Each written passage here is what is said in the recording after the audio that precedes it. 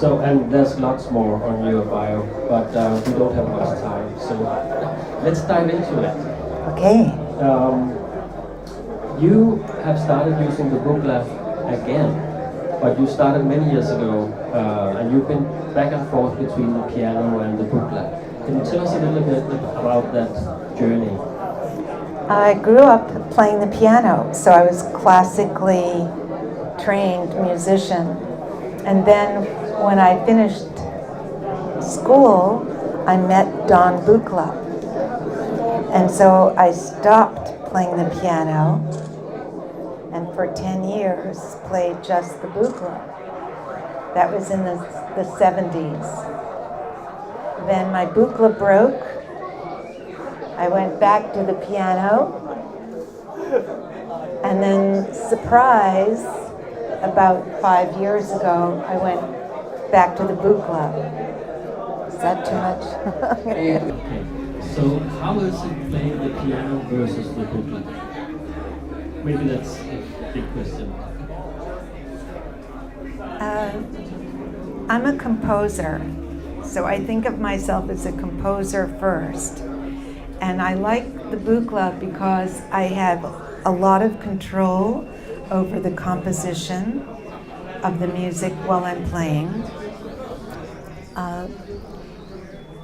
I don't like to combine them because Buchla was very against the traditional black and white keyboard because it confused people about what these instruments could do. I think that Don Buchla was I call him the Leonardo da Vinci of electronic music instrument design. I think he was very much ahead of his time, and he had a deep interest and understanding of the interface of the human body and mind with the instrument. Should I stop now or what? I don't know.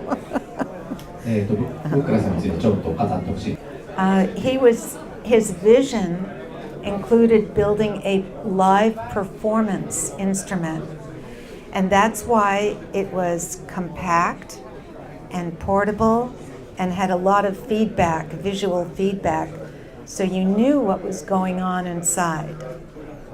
Because when you're playing live, you need to understand always what's going on inside the instrument. So feedback, a lot of feedback you get from the Buchla by lights and by the color coding. And I remember you once told that you turned your Buchla on in the morning, and when you got home in the evening, it was still blinking and beeping in the night. So it's like an organic creature of its own. But how do you find your interaction with the instrument, or this machine, music machine? How do I find my what? Interaction. It's action. Interaction, yeah. Action? Action or interaction? Oh, interaction. Okay. Interaction. Okay. Yeah. I'll go ahead. Do you want to do the question? Yeah, sure. My Buchla is always on. So it's in my home, in my studio, and I never turn it off. And it's a very a strong presence. It's alive. It would be like killing it, if I turned it off. So so there are a lot of distinctions that the Buchla has that you don't find in a lot of the current new Eurorack systems. And that's why I concentrate on the Buchla. So I like the fact that there are different cables for audio and control voltage and timing pulses. I like the color-coded cables. I like the lights and all of the thoughtfulness and the quadraphonic interface that Buchla has. And I haven't yet found that. I'm very interested in seeing all of the new modules that are Eurorack but I'm always comparing them to the Buchla modules. From the moment I started to play the Buchla, it was always quadraphonic. So even in the 60s, everything that's the only thing I knew. I never played electronic instruments without its being quadraphonic. So to me that seems the domain, the natural domain. I think it's important, I think that in spatial sound, it's the most natural thing for the sound to move when it's electronic. In other spatial sound, it's always applied after the performance. It's only with electronic music that the space is actually generated by the music. That was your eureka moment for me. Huh? That was an eureka moment for me. Okay. Okay. So speaking of live performance and the quad sound, can you tell us a little bit about how you work with that? Because there must be a lot going on in your live performance, and you also perform with the back to the audience, so you can kind of see what's going on. But when you're watching the performance, like I was Friday night, it was like, how can she comprehend all these things going on at the same time, and also control where the sound goes in the room? So can you give us a little secrets? So every musical material has a spatial identity. So if I'm playing waves, then it's a slow motion panning across. If I'm doing something rhythmic, I can move the sound discretely, not continuously, and create a rhythmic space. Spatial motion is rhythmic. When you move a sound, it adds a rhythm. And the beauty of electronic music is that with voltage control, you can create an integrated spatial rhythm that seems very natural. Also, in the early days, we had voltage controlled reverb, so you could move the sound close or far away instantly and rhythmically. And now I don't have that today, but I have a unit that was modified in Denmark, where Kim is from, by Northern Lights, and I can have a control voltage of the mix of the reverb and the dry signal. And so that's also part of my spatial performance, is that with the iPad interface, I can see the movement of the sound close and far away. で、先ほど一瞬だけ上がったんです。コントロールボルテージの力がすごく強大で、それを使って例えば音を遠くにしたり近づけたりだとか、空間の位置をいろいろ変えることができる。それだけになって今は、デンマークにあるNorthern Lights. Northern Lights. It's the modified H9. So I use iPads for several things. One is a Bluetooth interface for the processing, which is the H9s. Then I was working with an engineer from Moog for about a year. And he showed me his little Animato. And so I adopted that into my performance, mainly because I have a very small Buchla. For me, that Buchla is small, because in the early days I used twice as many panel units, but I wasn't traveling so much. Now I travel so much I can't bring a lot of things. So I use the Animato for a bass sound, and also I like the touch plate approach to melodic playing. So I do that, and I make sounds on it. You know, I like the designing aspect of that. Yeah. Okay, so both instruments are not foreign for you and you become more accustomed to using them, it seems. And also like the Moog Model 32 and also the Moog 1 you've been using. How do you find the difference between such an instrument and the Buchla? They're very different, of course. In my early days, I wouldn't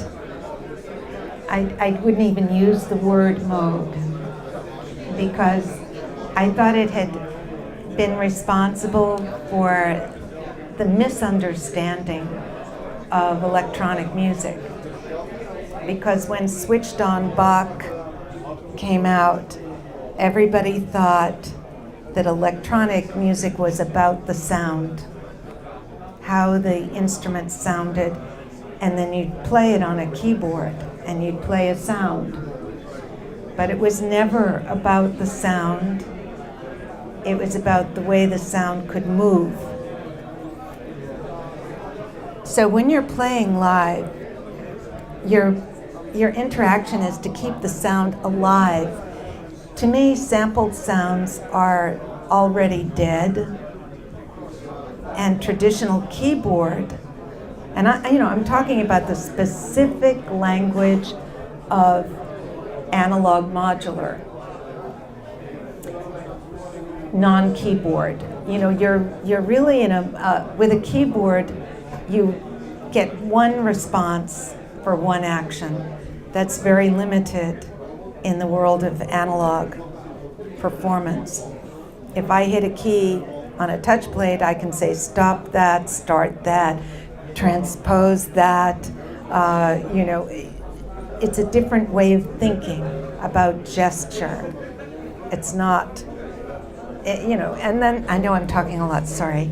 And then it's also about how irrelevant that mechanical action is to an electronic system. You don't need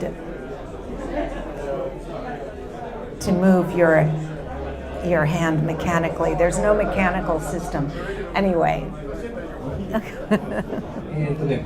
Okay, so coming from the sounds, I mean, one of the things you worked with was creating sounds for advertisements back in the days, using this new electronic device or musical instrument. So I just want to ask you, how can one imagine the sound of Coca-Cola and then recreate it in the electronic wheel like you did? I won't ask of the patch diagram. Just, I mean, you really have to know what you're doing, I guess. And then today, we would just sample that sound, I guess. So, yeah. Electronic sound is poetic. It is imaginary. It's not a sample. It's not real. It can be more real. So, if you're making a sound, say for Coca-Cola, yes, you could put a microphone up to the pouring, but it's not interesting. It's like, and so you imagine something, the platonic ideal of a bubble, a perfect bubble, a bubble that you can orchestrate. And you do need to know what you're doing, because you have an idea, and then you go to the instrument and you understand. People like me who design sound, you always can deconstruct the sound and analyze it so that you know how to recreate it. And that's what I did with the Coca-Cola sound. So it was more real than the real sound. It takes a lot of imagination. Yeah. Wow. Going from sound to performance again, you said that part of an instrument is what it can do, and part of it is what you could do to it. And I'm thinking of how does that work for you in a performance situation? I know you like to use the source of uncertainty also. Do you ever get surprised by what the Buchla provides you? That was a big question. Okay, but the first part is interesting because This music is collaborative. There are the designers of the instruments, and then there are people like myself who perform on them. And I need a good designer. I need the tools that will allow me to do what I do. And you know, I played the Buchla very differently from the way Buchla played it. So there's nothing really defined. It's what you do with what you're given. But ideally, you're given something that allows you to express your ideas. So it is mental, you know, very mental and physical. So you mentioned randomness, the source of uncertainty, and that's a very powerful ingredient. It's like spice, you know, when you're cooking. It is not a surprise, but it is not boring because it's always doing something a little bit unexpected, but within parameters. So you can control, you have a lot of control of the uncertainty, how uncertain it is, how often it's uncertain, the range, you know, so it's a very, it's not just chaos. It's something that's controllable. And it's a very powerful, because when you're performing, you don't have enough hands to constantly be changing everything, and you need randomness, controlled randomness to keep things alive while you're doing something else. Because the thing that happens in electronic music quickly is that it goes into a pattern, and that it gets stuck, and you don't want it stuck. You need to keep interacting with it to keep it alive. I was lucky because there was a public access facility, a place I could go to play the Buchla. It was called the San Francisco Tape Music Center. And of course I had Buchla's studio also. But I wish there were more public access places where people could go. You know, there's EMS in Sweden, there's MES in Australia, and you know, we need more of these places for people to go. So his question is, he would like to know how to use the 248, the Mark, was it? Mm-hmm. He would like to know like a really good way to utilize that module. That's my favorite module. Very important. I wrote a paper about how to use the MARF. 一番好きなモジュールだそうで、記事も書いたそうです。使い方に関して。So I can send it to you. You know what? It was included in the Finders Keepers release of the Buchla concerts, 1975. So the paper is in that album. It's a very sophisticated module, and it's hard just to sit talk. You know, it's complex and powerful, and everybody should have one. So his question is regarding the quadraphonic approach that you have. The main question is how important and how much do you think about the spatial portion of the quadraphonic when you're performing or composing? It's very important. It's essential. I don't have as much control now as I want, and I'm just having a little thing built so that I can get even more control over the space, because you really need a sequencer to get the discrete voltages, you know, for placement. So my placement now is 3 things. I have an envelope-controlled continuous motion. I have a random rhythmic voltage that's discrete and random. And then I have a combination of those with the swirl mode. So it's a combination of continuous and discrete. And what I want is also to have a non-random, very specific placement, so I can do, choose my position. The other important thing in the quad space is the distance factor. So I'm still working on that to get, we used to have the voltage controlled reverb. The processing is not quadraphonic. You do the processing before the space.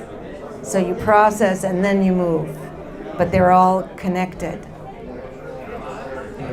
多分今の3つあったと思いますけど、まず、Also, you can combine. So maybe I have one sound that's doing one thing and another, that's doing something else. So it's not always a unified motion. So it's an interesting question. Many people run into their patches becoming like a little too much of their own pattern. Like you see your own pattern, it tends to be a boring patch because I guess you typically run into it so frequently without even thinking. Is there a way that you avoid that, or do you never run into it, or what? Do you have anything to avoid a monotonous patch pattern?